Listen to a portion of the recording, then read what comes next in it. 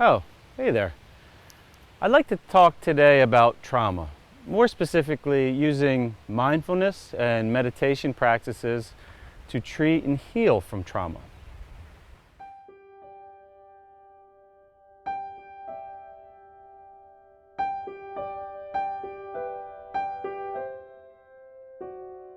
Hello, I'm Les Raymond with the Mindful Movement. Thanks for joining me today for another mindful tip. Today's tip is on how to use meditation and mindfulness techniques to help heal from trauma. Now, trauma can be a little misleading. It can come in a lot of different ways. Many people think of trauma as like a blunt force thing, like a concussion, or an abuse as a child, but it really could show itself in a lot of different ways. Sometimes there could be no event that we could remember, that we could link as a trauma that we've been affected by. Sometimes it could be chronic stress. It could be chronic stress from our childhood that we were really unaware of, just from maybe a toxic relationship.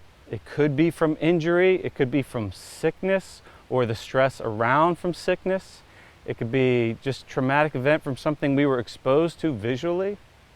But what happens is that trauma will be stored somehow and affect us somehow negatively, and eventually one day could show itself in different types of expressions, whether they're dysfunction in the way our body works, whether it's affecting our sleep, which could then lead to other negative issues, or affecting our digestion, or even pain in the body, or how our body's able to move. Now, we have, the nervous system is kind of behind the scenes, always, doing its job in our body. And there's certain nerves that not only are interacted when we have trauma, but they're really tools that we could kind of use to reset the way our belief systems are and the way our body responds to our environment and our perceptions of our environment. So when we experience trauma, oftentimes what happens is we'll get stuck in really the fight or flight side of our nervous system. So our sympathetic nervous system will kick in, and oftentimes if we don't heal quickly, that we kind of stay in that gear. And some people could stay in that gear for a long time, many years.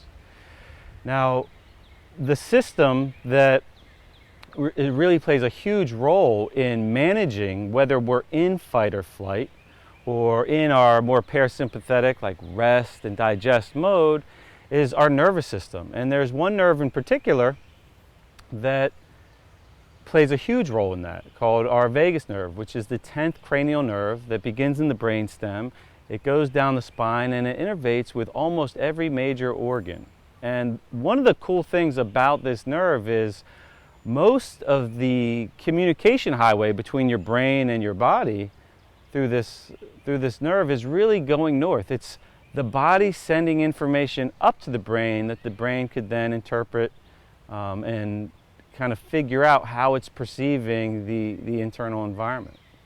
Now, that's a powerful tool, because what meditation does is it can create a very calm, safe internal environment. And that could send a signal up to the brain, where the brain can learn over time through practice, relearn that it is in a safe place. A lot of the issues people have with trauma is that there's a subconscious fear that it's going to continue, or that there's more around the corner. So knowing that, like truly knowing, not just consciously thinking about, but the true knowing that we are safe and secure and in a safe place where we can heal, is very paramount for the healing process. So by using meditation and practicing relaxation, we could be resetting any negative thought cycles that are fear-based, worrying about what's happened, the trauma in the past, and how it might continue, and what's around the corner for us. We could reset those cycles to more positive minded cycles, where we could create new pathways, new thoughts and belief systems that we are safe, things are okay, and it's okay to resume normal function inside our body. and it's okay to heal. So this is a very powerful tool that we could use. And now a lot of traumas don't happen overnight, and healing from them is not an overnight process. But remember, we're always going to be a function of our practices. So it's never too late to practice. Sometimes we stay in a traumatic, sympathetic cycle because that's just what we're really well practiced at.